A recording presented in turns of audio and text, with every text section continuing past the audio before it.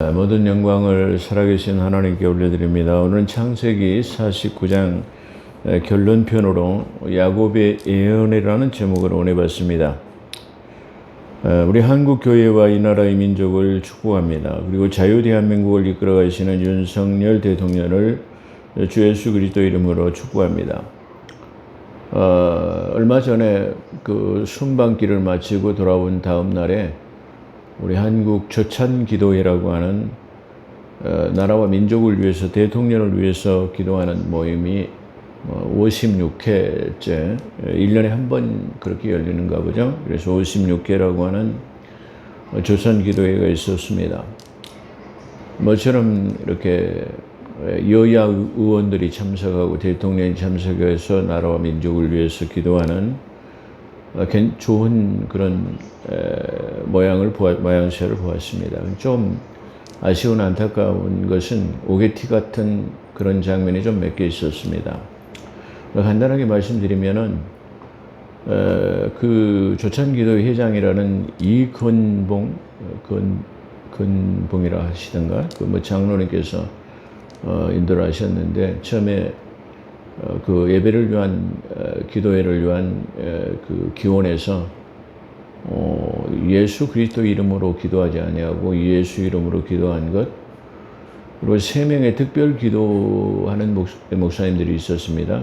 목사님들 여러분이 있었습니다만은 마지막 순서인 그 황모라는 목사님께서는 역시 다른 분들은 다 예수 그리스도 이름으로 기도합니다. 그런데 그분만 예수 이름으로 기도합니다. 그러게 끝나버리더라고요.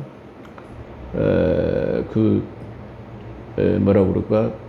그 목소리도 좋고 괜찮은 분으로 보였습니다만은 그 좀 아쉬운 점이 있고요.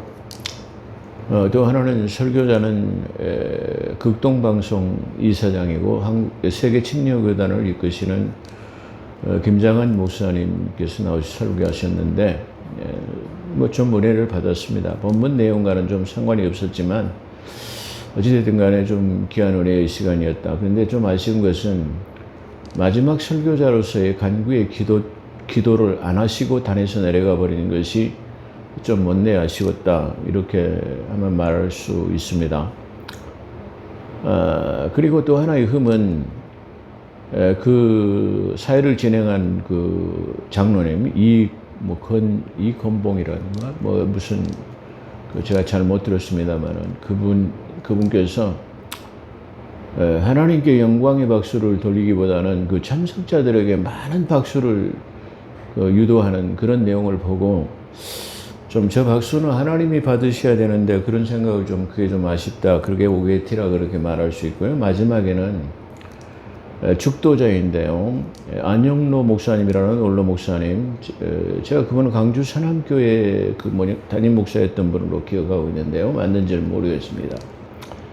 마지막 죽도자인 그 목사님께서는 죽도는 해중을 향한 두 손을 들어서 해중을 향한 죽도해야 되는데 마치 해중을 향하지 아니하고 들어 올리는 듯한 그런 제스처에서 또 마지막으로 그리고 그 예수 그리스도의 은혜와 그 다음에 성부 하나님의 사랑과 그 다음에 성령의 내주교통으로 충만하심이 모든 무리 가운데 함께 있을지어다 이렇게 해야 되는데 마지막에 축원합니다라고 끝나버려요. 그래도 그때 우리 한국 교회를 이끄시는 원로 목사님들께서 왜 축도를 저렇게 하시는가 좀 몹내 아쉬운 그런 그 많은 은혜 가운데서 오게티 같은 그런 상황이었다. 그렇게 말씀을 드릴 수 있을 것입니다. 또 거기 참석하신 이렇게 순서 진행자들은 그 방송을 통해서 모니터링을 많이 해보시면 다음에는 더 좋은 조찬 기도회가 될 것이다. 그렇게 생각해 봅니다. 저 같은 미미한 시골 작은 교회 목사가 이런 말을 해서는 좀 그렇기는 합니다. 그렇게 하지만 기왕이면 더 좋은 시간이 되어졌으면 좋았을 텐데 그런 생각을 한번 아쉬움을 남기는 그런 조찬 기도회였습니다. 자, 오늘 49장 마지막으로 한 번에 강의하기는 좀 많은 분량이다 그렇게 좀 할 수 있습니다. 그래 디테일한 부분은 좀 간과하고요. 그냥 그 대략적인 것, 중요한 것만 말씀드릴 수 있습니다. 왜 그러냐면은 사실은 이 창세기라고 하는 1장부터 50장의 그런 내용은 이 기록연대, 이 창세기 1장에서부터 50장까지의 내용은 2450년, 약 2450년이라는 기간을 여기다가 창세기 1장에서 50장까지 압축해 놨어요. 그러니까 2450년이라는 기간 동안에 일어났던 일들을 여기다 기술을 해놨다. 그렇게 본다면은 2450년간의 기록이 이 창세기 1장에서 50장까지 그렇게 압축했다고 하면은 이 대단한 내용의 책이다. 그렇게 말씀드릴 수 있고요. 그 2450년 동안에 수많은 많은 이야기가 있었을 것입니다. 그런데 그걸 다 이게 제하고 이 중요한 것만 여기다 기록해 놨다고 그러는데, 이 중요한 것은 구속사적인 것, 구원에 이르게 하는 것만 기록했다. 다른 건 많은 얘기가 많이 있었을 수 있을 것, 사건 사고도 많이 있었을 것이고 많이 있었겠지만 그런 것들을 기록하지 않는 것은 바로 구속사적인 것, 믿음의 믿음만을 위한 것이기 때문이다. 그렇게 한번 생각해 볼 수 있습니다. 그런 측면에서 우리는 그 2450년이라는 기간 동안에 기술한 것을 이렇게 단시간 내에 우리가 요약해서 볼 수 있다는 것 자체가 우리에게는 큰 축복이 아닌가 그렇게 생각해 볼 수 있습니다. 지난번 마지막에는 단지파의 예언에 이어서 나오는 단어는 여호와여 나의 주의 구원을 기다리니라라는 단어입니다. 그러니까 오늘 서두의 첫 번째가 보면은 여호와여 나는 주의 구원을 기다리니다. 그러니까 이 단지파까지를 예언하고 난 다음에 곧바로 대두에는 이 단어가 누구를 위한 단어인가 그렇게 생각해 볼 수 있는, 여기서 이렇게 다양한 견해를 가지고 있는 것이 분명합니다. 그러나 그래서 많은 신학자들이 이 문장, 이 구절에 대해서 분분한 그런 의견을 가지고 있습니다. 근데 저는 이 내용이 어떻게 보면은 자기 자신이 평안한 죽음을 바라는, 왜 그러냐면 여기 보면은 여호와여 나는이라는 그런 단어가 들어있기 때문에, 나는 주의 구원을 기다리니라는 단어를 이게 표현하고 있기 때문에 뭐 구구한 그런 주석은 필요 없을 것이다 그렇게 생각해 봅니다. 그래서 그 문맥은 자기 자신을 편안한 죽음을 바라는 한편에 12명의 아들들에 대한 미래지향적인 기도로 보는 것이 가장 타당할 것으로 본다. 그러니까 자기 자신뿐만 아니라 내 12아들들에 대한 종국적인 그런 구원을 바라는 것. 여기서 종국적인 구원은 예수 그리스도의 도래를 말하는 거예요. 그러니까 이 상황에서는 지금 초림을 말하겠고, 또 지금 우리의 상황 속에서는 재림을 바라는 거죠. 재림을 바라는 것이죠.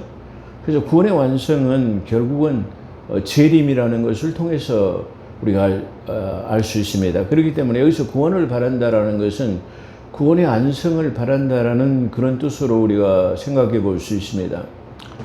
우리는 지금 예수 그리스도를 나의 구주로 믿어서 우리는 구원을 받았습니다. 근데 이 구원은 어떻게 보면은 3분의 2 정도만 구원받은, 구원이 완전히 이루어지지 않은 것입니다. 다시 말하면 우리는 지금 혼적인 구원만, 육신과 혼적인 구원만을, 육신의 구원은 아니죠. 영혼 구원이라고 말할 수 있죠. 육신의 구원은, 다시 말하면 우리가 지금 구원은 받았지만 육신은 역시 여전히 병들고 후패하고 죽는다 그런 말이에요. 그렇기 때문에 죽지 않고 영원한 생명을 얻어야만이 우리의 완전한 구원을 얻을 수 있다 그렇게 말할 수 있습니다. 그런 측면에서 본다면 우리의 구원의 완성은 예수 그리스도의 도래, 그분의 오심으로서 가능한 것이다. 이렇게 우리가 볼 수 있어요. 그런 측면에서 본다고 한다면 다시 말해 자기 자신도 역시 예수 그리스도의 도래를 통해서 구원이 이루어지기를 소망하고, 자기 아들들, 지금 12아들들에게도 역시 그런 것이 이루어지기를 소망하는 그런 기도다. 그러니까 어떻게 보면은 절반쯤 지금 축복을 하고 나머지 지금 절반을 남겨놓은 상태에서 지금 이런 기도다 그렇게 말씀드릴 수 있고요. 그 다음에 이제 갓에 대해서 첫 번째로 갓에 대해서 축복합니다.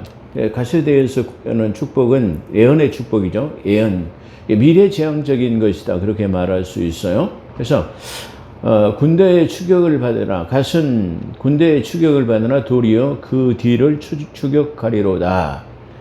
이 갓지파에 대한 것을 이게 단편적으로 말하는데요.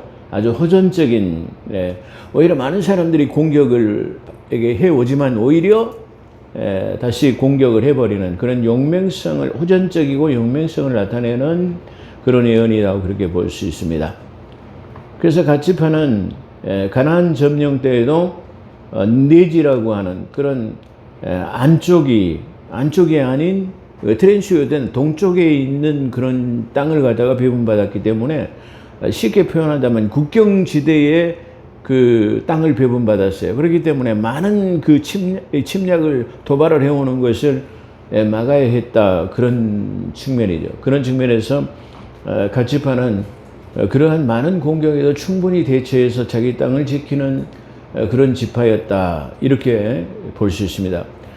그러므로 다른 지파에 비해서 적들로부터의 자주 침범을 당했습니다. 따라서 자기 기업을 지키기 위해서는 공격을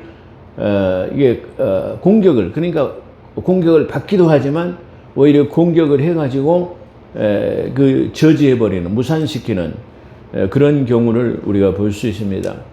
이런 것들은 지금 이스라엘을 통해서도 우리가 볼 수 있죠. 이스라엘과의 지금 이란과의 그런 전쟁, 그런 전쟁에서도 보면 많은 공격을 받지만 오히려 더 많은 폭격을 통해 가지고 그 보복을 하고 다시는 그 공격에 오지 못하게 하는 그런 것들이 아마 그런 거 아닌가 그렇게 생각해 볼 수 있어요. 그러니까 사실은 그 이스라엘의 저 역사는 어떻게 보면 수천 번의 그런 전쟁과 전쟁의 그런 역사를 가지고 있죠. 그렇기 때문에 세계에서 가장 전쟁을 많이 치른 나라는 바로 저 이스라엘 것이고, 그런 수많은 전쟁을 통해 가지고 그들은 아주 많은 그런 그런 전투력과 그런 전쟁 물자를 만들어낼 수 있었을 것이다. 그렇게 한번 생각해 볼 수도 있습니다. 그러므로 어떤 경우에든지 이들이 싸우면은, 어떤 경우에도 이 지파들은 싸우면 승리함으로 이 예언이 적중했다라고 말합니다. 역대상 5장 11절과 22절에 기록되어 있습니다. 갓지파는 20세 이상 전쟁에 나가 싸울 만한 용사는 45,600명으로서 상징하는 깃발은 천막이었어. 천막. 진군할 때는 두 번째 군단, 두 번째 줄이죠. 앞줄이 세 군단, 세 지파가 이렇게 포진하고 있다면 두 번째 줄에서 포진하고 있는데요. 우측, 그러니까 두 번째 줄 우측에서 진군하고, 유진할 때는 남쪽에서의 좌측에 유진하는, 그러니까 동서남북으로, 동쪽에 세 지파, 서쪽으로 세 지파, 남쪽으로 세 지파, 그다음 북쪽으로 세 지파. 그리고 그 지파의 한 가운데 쪽에는 성막이 있고, 그 성막은 레위 지파인 지파가 이렇게 포진해 있다라고 이렇게 생각하시면 될 거예요. 그래서 여기서 두 번째 군단이라는 말은 둘째 줄, 그러니까 앞에 세 줄, 그 다음에 또 세 줄, 두 번째 줄에서 우측에서 진군하는, 그 다음에 유진할 때는 남쪽 좌측에서 유진한다. 그 다음에 20절에 보면은 다음은 아셀 지파인데요. 이 아셀 지파에서 소출된 것은 기름진 것으로 왕의 수라상에 진상되었습니다. 그러니까 아주 기름지고 아주 풍요로운 것이 많이 나는 그런 지파였다. 그런 땅을 배분받았다. 그렇게 말할 수 있어요. 아셀 지파가 거주한 곳은 갈멜의 낮은 지역으로서 땅이 기름지고 물이 풍부해서 밀과 기름 등이 풍성하게 소출되어져서 왕의 진상품으로 진상하게 되었다. 그런 말이죠. 이 솔로몬 왕 시대에도 이 지금 아셀 지파에서 나는 모든 것들이 왕의 진상품으로 진상되었는데요. 이 솔로몬이 성전을 짓기 위해서 저 히람이라는 왕에게 원목을 제공받았습니다. 제공하기 위해서 이 히람에게 아셀에서 나는 곡물과 기름을 보냈다고 열왕기상 5장 11절에 기록하고 있습니다. 아셀은 20세 이상으로 군대에 간 자들은 41,500명으로 상징하는 깃발은 곡식단이에요. 곡식단. 소출이 많았기 때문에 아주 이 상징 깃발은 아주 독특한 그 지파의 특색을 나타내는 그런 그 깃발이었다. 그렇게 말할 수 있어요. 그러니까 제가 앞전에도 말씀드렸지만 이 12지파는 각기 다른 그 형형색색의 그 지파의 군기를 가지고 있어요. 그렇기 때문에 그 길을 보면 저건 어떤 형제구나, 몇 번째 형제구나, 누구구나 이것을 알 수 있는 그런 형형색색의 깃발이다. 이렇게 볼 수 있어요. 그러니까 60만 5,500명이라는 그 군대가 다 그 깃발을 들고 진군하면은 그 얼마나 아주 장관이었을 것인가 그렇게 생각할 수 있어요. 그렇기 때문에 그 진군하는 모습을 보고 그 주변의 모든 국가들이 오금을 저렸다, 납같이 녹아내렸다라고 말하는 것은 바로 그런 측면이었을 것이다. 그렇게 생각해 볼 수 있습니다. 자, 진군할 때는 제4군단 네 번째 줄 중앙에서 진군합니다. 유진할 때는 북쪽 중앙에서 유진합니다. 다음은 납달리 지파로서 노인 암사슴이라, 이게 아름다운 소리를 바라는도다.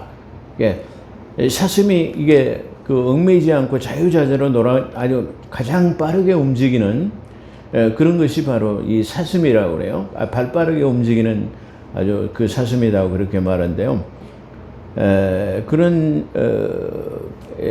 그런 이게 발빠르게 움직이는 동물로서 대적들의 공격으로부터도 날렵하고 신속하게 대처하는, 그러므로 자기 자신을 지킬 줄 아는 영민한 전사로 표현한 것입니다. 이 사사 시대에서도 가나안의 야빈 왕의 침략 때도 신속하게 물리친 사실이 있습니다. 또한 아름다운 소리를 바라는다는 뜻을 납달리 지파 중에서는 노래에 탁월한 그런 재능과 웅변을 잘하는 자가 있었다고 사사기서 4장 6절과 9절에 나타납니다. 20세 이상 군대에 나갈 만한 자는 53,400명으로서 상징하는 깃발은 산양이에요. 산양. 우리가 산양을 저 암벽을 잘 타잖아요. 그런 것처럼 암사슴의 발빠른 모양을 상징하는 아주 중요한 그런 깃발이다. 그렇게 생각해 볼 수 있습니다. 상징하는 깃발은 산양이고, 진군할 때는 네 번째 줄 4군단으로서 우측에서 진군합니다. 유진할 때, 쉴 때는 북쪽 좌측에서 그렇게 유진합니다. 다음은 요셉으로서 요셉의 축복입니다. 어떻게 보면 이 12아들 중에서 가장 많은 축복과 그리고 예언을 받았다고 볼 수 있습니다. 근데 이게 여기서 그럼 우리가 좀 상이한 것은 그 므낫세, 에브라임과 므낫세가 빠졌는데요. 이 창세기 48장을 보면 요셉의 아들 므낫세와 에브라임을 내 아들처럼 여긴단 말이야. 그래서 장자의 두 몫의 분깃, 너한테 줄, 다시 말해 요셉에게 두 몫의 분깃을 에브라임과 므낫세에게 놀아주겠단 말이야. 그래서 내 아들처럼 되겠다, 그런 말이에요. 그렇다고 한다면 우리는 이 장자의 두 몫은 당연하게 누구죠? 베냐민 누구죠? 루벤에게 가야 되는 것입니다. 루벤의 장자죠. 근데 이 48장의 유언을 보게 되면 내 첫 번째 아내는 레아가 아내가 됐단 말이에요. 근데 실장 내가 사랑하고 내가 첫 번째 결혼한 사람은 라헬이었지 레아가 아니었는데 내 삼촌이 속여가지고 레아가 대신 들어왔기 때문에 나는 레아를 내 본처로 생각하지 않고 라헬을 본처로 생각하기 때문에 라헬의 소생인 요셉으로 이 장자를 삼아가지고 그에게 두 몫의 분깃을 주겠다라는 그런 의도가 48장에 들어있었다라고 말씀을 드렸어요. 그런 측면에서 이 48장은 주석하기, 이해하기가 대단히 난해한 책이라고 그렇게 말씀드릴 수 있어요. 저도 처음에는 좀 그 난해한 부분을 이게 강의하기 위해서 많은 그 시간과 묵상을 통해서 깨달은 것입니다만은 그런 측면이 들어있다, 그렇게 말씀드릴 수 있습니다. 자, 그래서 48장의 그런 측면으로 본다면 요셉의 축복은 므낫세와 에브라임이 포함된 포괄적 축복이라고 할 수 있어요. 그러니까 이 한 사람에게 축복이지만 이 지금 야곱은 이 요셉에게의 축복은 바로 자기 아들처럼 여긴 두 몫의 분깃을 하는 에브라임과 므낫세에게 이 쉽게 말하면 같이 어떻게 보면 손자죠. 이 사람들에게 지금 포괄적으로 축복하고 있다. 그렇게 말할 수 있습니다. 그래서 이 포괄적 축복은 요셉은 무성한 가지, 곧 샘 곁에 무성한 가지라. 이렇게 표현하고 있어요. 자, 우리가 샘 곁에 무성한 가지는 뭘 생각해 볼 수 있냐면 시편 1편의 그 3절에 보면은 시냇가에 심은 나무 저는 시절을 쫓아 과실을 맺나니 그런 내용이 있죠. 시냇가에 심겨지면 가뭄이 와도 이게 쉽게 말하면 그 가뭄을 타지 않죠. 그 시냇가에 심겨졌기 때문에 항상 그 수분을 공급받기 때문에 때에 따라서 결실할 수 있는 거죠. 그런 것처럼 생곁에 무성한 가지라는 말은 바로 우리가 시편을 생각해 볼 수 있는 그런 그런 부분입니다. 그래서 요셉은 무성한 가지라, 생곁에 무성한 가지라. 그리고 그 가지가 담장을 넘었도다. 이 나무가 커가지고 자라가지고 무성해가지고 담장을 넘었다. 그런 말은 다시 말하면 제가 원래 가나안 땅에 있었지만 애굽으로 팔려가지고 애굽의 총리가 되어지는, 그러니까 그 다시 말하면 가나안을 넘어서 저 애굽까지의 통치 영역을 넓혔다라는 그런 의미로 이렇게 우리가 사용했다라고 그렇게 볼 수 있습니다. 할 쏘는 자가 그를 학대하여 적개심을 가지고 그를 쏘았으나, 할 쏘는 자, 이 할 쏘는 자는 성경에서 이게 적 그리스도를 말하는 건데요. 다시 말하면 숨어서 말타는 자라고 하는, 그를 넘어뜨려 가지고 이 발목을 물어서 넘어뜨리는, 뱀이 발목을 물어서 실족해 하는 것, 그런 것처럼 이게 숨어서 활을 쏘 가지고 그 아킬레스건이라고 하는 발목을 쏴 가지고 말에서 넘어뜨려지게 하는 자, 그걸 누구냐면 사탄을 비유하는 것이죠. 할 쏘는 자는 바로 그래 사탄의 그 머략을 받아 가지고 그런 뜻으로 볼 수 있어요. 그러니까 다시 말하면 저 애굽으로 팔린 것은 바로 그러한 측면이다. 그렇게 생각해 볼 수 있고요. 할 쏘는 자가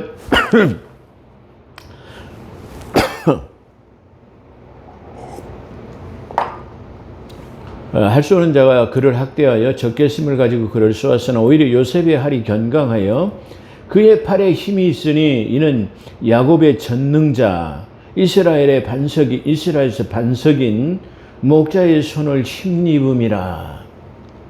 자, 우리가 여기서 지금 이 요셉이 이렇게 견강해지고 샘 곁에 심은 나무, 그리고 담장을 넘은 가지가 될 수 있었다라는 것은 누구예요? 그 야곱의 전능자의 그 힘을, 그 전능자를 의지했기 때문이다. 그런 말이에요.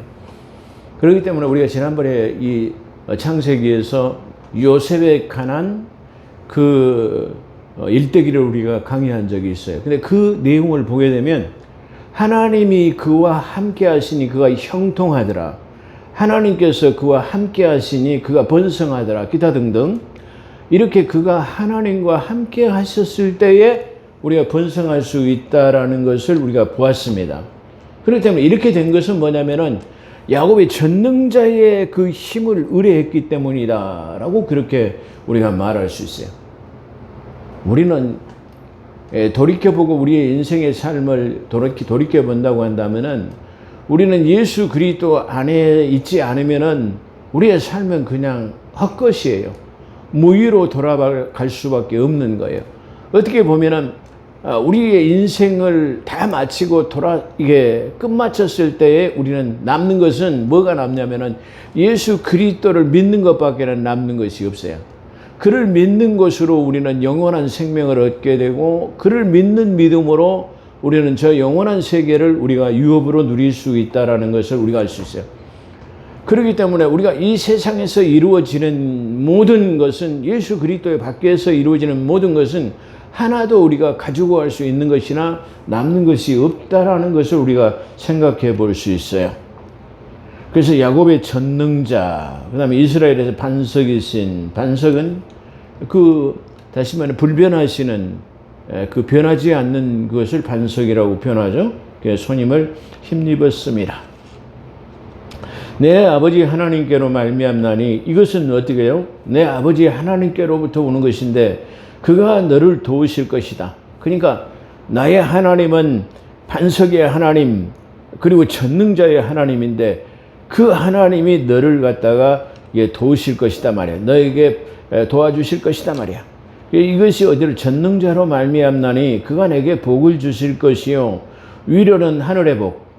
이 위로는 하늘의 복이라는 말은 이슬을 상징하기도 합니다. 이슬인데요. 성경에서 가장 큰 축복이 뭐냐 그러면 이슬이에요. 다시 말하면 축복을 받은 자는 이슬이 그 위에 내릴 것이요. 그런데 축복을 받지 못하면 이슬에서 뜰 것이라, 이슬이 내리지 않는다라는 그런 의미로 사용하고 있어요. 그래서 성경에서는 시편 133편에 보게 되면 신명기에서도 많이 기록되고 있습니다만은 이슬은 영원한 생명으로 그렇게 표현하고 있어요. 그런 측면에서 대단히 중요하죠. 우리는 그 이슬이라는 것을 대부분 잘 볼 수 없어요. 요즘에는 좀 보기가 힘들죠. 근데 이른 아침 이렇게 들녘에 가면은 풀 위에 이렇게 착 맺혀 있는 것이 이슬이에요. 밤새 소록히 내려가지고 햇빛이 뜨면 이질러져 버리는 것이 바로 이슬인데요. 이 하늘의 복은 어떻게 보면 이슬을 상징한다, 이렇게 볼 수 있어요. 저는 이 이슬의 아주 신비로움이 대단히 많이 가지고 있는 그런 측면이다, 그렇게 볼 수 있는 거예요. 그래서 아래로는 땅의 기품의 샘과 그리고 기품의 샘의 복과 젖먹이는 복의 태의 복이로다 그랬어요. 그러니까 땅의 기품의 샘물, 그러니까 저 광야 시대 그리고 유목민이나 농경사회에서 물이 없으면 안 되는 거죠. 근데 이 기품의 샘물, 고갈되지 않는 이 샘으로 말미암아의 복을 말하는 거예요. 고갈되지 않는 샘물. 고갈되지 않는 샘물이나 이런 것들은 어떻게 될까요? 우리가 생각해 보면 전능자이신 하나님으로 하는 거죠. 하나님은 우리 나의 공급자가 되시고, 그러죠. 나의 구원자가 되시고, 모든 것을 마르지 않는 공급은 바로 온천의 복 같은 하나님께서 우리의 끝까지 우리를 다시 말하면 견인하시고 구원하시는, 그리고 공급하시는 공급자라는 것을 우리가 성경에서 많이 볼 수 있죠. 그죠?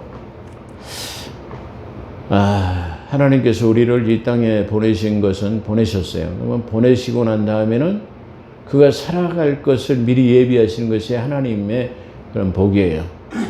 근데 우리는 이것을 예수 그리스도 안에 있을 때 그걸 누리고 그걸 깨달을 수 있어요. 그걸 깨닫는 자만이 누릴 수 있는 그런 복이에요. 그런데 예수 그리스도 밖에 있으면, 다시 말하면 그 공급자이신 그분께서 우리의 삶 전반에 관해서 나의 공급자가 되시고 나의 지원자가 되시고 나의 구원자가 되시고 나를 견인하는 분이 되지만, 그렇지 못할 때는 그걸 우리가 누릴 수 없다라는 것을 말해요. 그 땅 아래 저장한 깊은 샘의 복은 바로 마르지 않는 그 샘 솟는 물을 통해서 우리의 공급자가 되시는 것을 나타냅니다. 젖먹이는 복은 자손의 번성을 의미하는 거예요. 번성. 그러잖아요. 그 번성을 의미하는 것이다, 그렇게 말할 수 있어요. 어찌됐든 간에 우리는 그 자녀 번성이라고 하는 것은 하나님께서 우리에게 맡기신 것이다, 축복이다, 그렇게 우리가 말씀드릴 수 있고요. 자녀를 순산하지 않는 것, 자녀를 낳지 않으려고 하는 것은 하나님의 창조 질서에 위배되는 것이다, 그렇게 우리가 말할 수 있습니다. 자, 그래서 그 태의 복과 기품의 샘의 복과 젖먹이는 복, 태의 복은 바로 자손의 번성을 의미하는 것이다, 그렇게 말할 수 있어요. 그 다음에 내 아버지의 축복이 내 선조의 축복보다 나아서 영원한 산이 한이 없음 같이 이 축복이 요셉의 정수리 머리로 돌아오며 그 형제의 뛰어난 자의 정수리로 돌아오리라. 이 말은 무슨 말이냐면은, 지금 이 축복은 내 조상 선조들이, 어떤 선조들이 내린 축복도 이러한 축복은 없었단 말이야. 근데 지금 이 축복은 어떤 선조도 하지 않았던 축복인데 바로 이 축복을 내가 너희한테 한다, 이런 의도로 지금 말하고 있다, 그렇게 볼 수 있어요. 그렇죠. 어떤 선조들도 이러한 축복을 하지 못했어요. 근데 우리도 역시 지금 우리가 살아가면서 장자의 축복권이라고 하는 그 부모의 우수의 축복권은 대단한 것입니다. 그렇잖아요. 그러니까 부모 없이 아버지 없이 자라는 아이들도 훌륭하게 잘 자라고 잘 되는 경우도 있어요. 그렇지만 진정한 축복은 뭐냐면은 그 아버지로부터의 나오는 그 우수의 축복이라고 하는 그 아버지의 축복을 받고 자라는 것은 대단한 의미를 가지고 있다. 그렇게 말할 수 있어요. 그러니까 이 자라는 아이들에게 머리를 아버지가 어머니가 머리를 쓰다듬는 그냥 것은 어떻게 보면은 축복의 안수 기도와 같은 것이라고 보면 돼요. 그렇게 늘 쓰다듬어주고 안아주고 이런 것을 통해 가지고 자녀들이 잘 때는 그러한 복을 누릴 것이다. 그렇게 생각해 볼 수 있어요. 그렇잖아요. 부부가 결혼해 가지고 열매를 맺어 가지고 자녀를 낳고 그 자녀들이 자라는 것을 그 지켜보면서 또 이렇게 또 지금 최근에는 그런 동영상이 좀 있더라고요. 그 자라는 아이들의 모습을 그 동영상으로 올려보면은 참 사람의 마음을 기쁘게 하고 따뜻하게 하는 그런 모습을 우리가 많이 보게 됩니다. 자, 1차적으로 샘 곁은 아까도 말씀드린 시편 1편 3절을 의미할 수 성취이고요. 2차적으로는 견강한 가지는 아까 말씀드린 것처럼 담장을 넘은 것은 가나안에서 애국까지의 영역을 넘는 것을 그렇게 볼 수 있습니다. 할 쏘는 자의 할은 아까 할 쏘는 자는 뭐죠? 사탄이 숨어서 다시 말하면 뱀이 풀섬에서 지나는 사람의 발목을 떨어진 것처럼 말탄 자의 이 활을 쏴가지고 말탄 자의 이 발을 쓰러뜨려가 넘어뜨리게 하는 그런 것들을 성경에서는 말하고 있죠.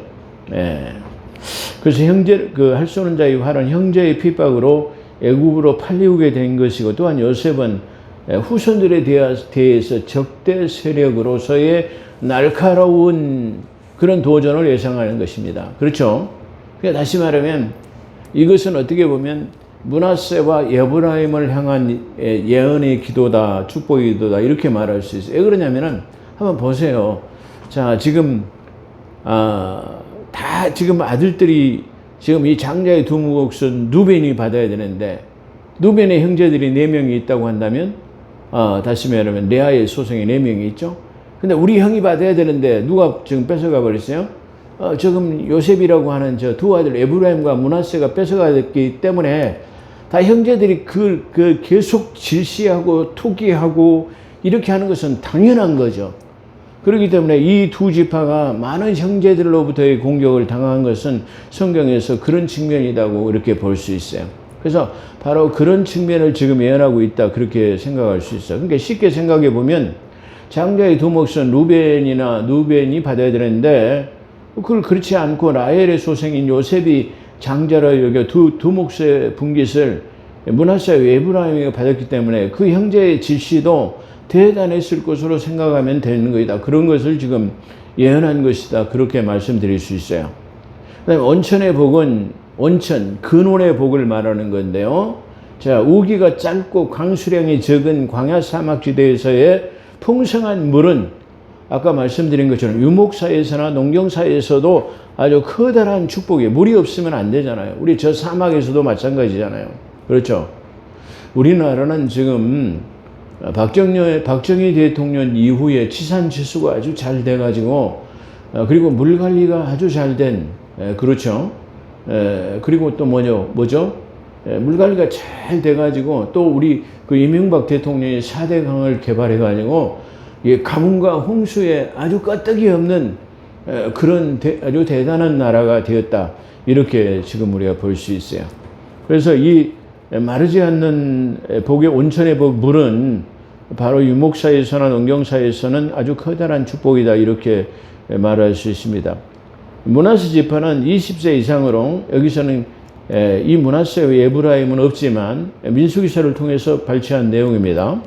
20세 이상으로 32,200명이라고 하는 이 12지파 중에서 가장 작은 수를 가지고 참여했습니다. 그래서 32,200명으로 적은 수이기도 합니다. 상징의 깃발은 야자나무입니다.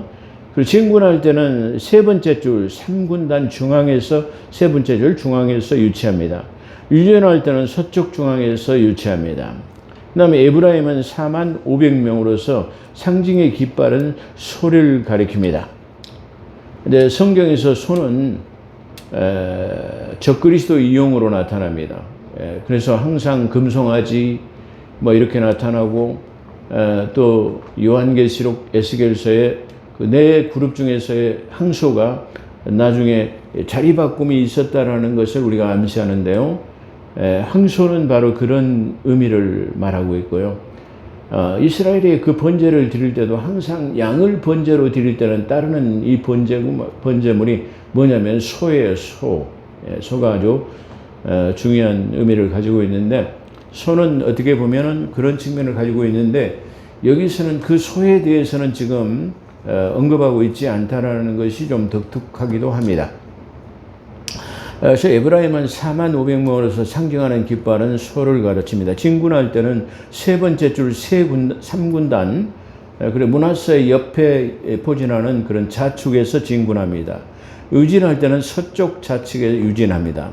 마지막으로 베냐민인데요. 이 베냐민은 그 이스라엘의 최초의 그 왕이었던 사울이 베냐민 지파였고, 성경에서 가장 유명한 그 바울이라는 사람 지파가 베냐민 지파였다라고 말하는 지파입니다. 베냐민 지파는 물어뜯는 일이라 이렇게 말해요. 베냐민의 후손들은 거칠고 허전적인 것을 은유적으로 잘 표현한 말입니다. 그래서 이들의 기질은 사사 에훗과 기브아 전투에서 잘 나타나고 있습니다. 사사기서 3장 15절에서 25절, 사사기 20장 19절에서 23절에 나타나고 있습니다. 상징은 말 그대로 일입니다. 일이. 진군할 때는 세 번째 군단 우측에서 진군하고, 유진할 때는 서쪽 우측에 유진합니다. 야곱은 이스라엘의 12지파를 분량대로 축복하고, 햇사람 에브론, 햇사람 햇사람의 에브론, 그 막벨라 굴을 말하는 거예요. 거기에 매장지에 장사하고, 거기서 장사하기를 명하고 숨을 거뒀는데 그 백성에게 돌아갔더라 그렇게 말하는데, 다시 말하면 어떻게 보면 그 백성은 구원받은 수를 지칭하지만, 어떻게 보면 이 앞전 성경에서는 그의 열조에게 돌아가니라 이렇게 표현됐어요. 근데 이 지금 번역에서는 아마 백성들이라기보다는 열조에게 돌아가니라 그렇게 말하는 것이 더 타당할 것이다. 이렇게 우리가 말할 수 있는 부분이다. 그렇게 말씀드릴 수 있어요. 근데 이때 지금 야곱이 나이는 147세였다고 성경에 증거하고 있는데요. 가나안 땅에 내려올 때는 130세에 내려왔는데, 그 가나안에서 17년간을 살다가 147세에 그 숨을 거두었다라고 이렇게 성경을 이게 말합니다. 어떻게 말하면 이제 창세기 50장만을 남겨놨는데요. 창세기 50장은 바로 요셉에 관한 기록을 간단히 저술하고 난 다음에 대단원의 2450년의 기간을 바로 성경에서 가장 유대한 4개의 사건과 4개의 족장의 이야기를 바로 2450년 동안의 기간 동안에 이걸 마무리하고 있다는 측면에서 이 창세기는 바로 유대한 책이다 이렇게 말할 수 있어요. 우리가 한 가지 의문을 낳게 하는 것은 2450년에 이 책을 기록한 사람은 모세입니다. 모세죠. 근데 이 모세가 2400년 전에 있었던 얘기를 어떻게 이렇게 다 기술할 수 있었을 것인가 이렇게 생각해 볼 수 있죠. 근데 그거 가능합니다. 어떻게 가능하냐면은 시간 이동을 통해 가지고, 다시 말하면 저는 이 기록을 어디서 했을까라고 본다고 한다면 바로 시내산에서 그를 하나님께서 두 번째 40일간 불러 올렸는데요. 그 시내산에서 불러 올랐을 때 바로 어떤 시뮬레이션처럼 그 창세로부터 있었던 에덴 동산에서 있었던 모든 일들을 아마 보이시고 식양대로 보이신 것처럼 아마 보이셔서 기록했을 것이다. 그러니까 모세는 과거로의 여행을 통해서 기록했다 이렇게 말할 수 있고요. 또 하나의 시간 이동을 통해서 성경을 기록한 저자는 바로 누구죠? 요한이라는 사람입니다.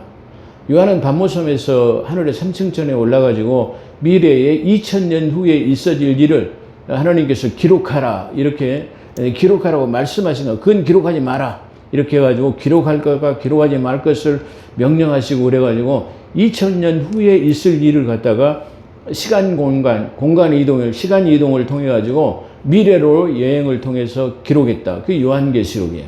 그러니까 이 성경의 마지막 책도 그 시간 이동을 통해 미래로의 여행을 통해서 기록했고, 첫 번째 책인 창세기도 바로 모세를 통해서 먼 과거로의 여행을 통해 가지고 바로 이 성경을 기술했다라는 것이 아주 어떤 종교의 경전보다도 위대하다, 이렇게 말씀드릴 수 있다라고 그렇게 볼 수 있습니다. 그런 측면에서 우리는 이 성경을 대할 때 항상 이 성경 자체가 중요한 게 아니고 기록된 말씀을 가고 경외심을 가지고 대할 수 있다, 이렇게 말씀드릴 수 있습니다.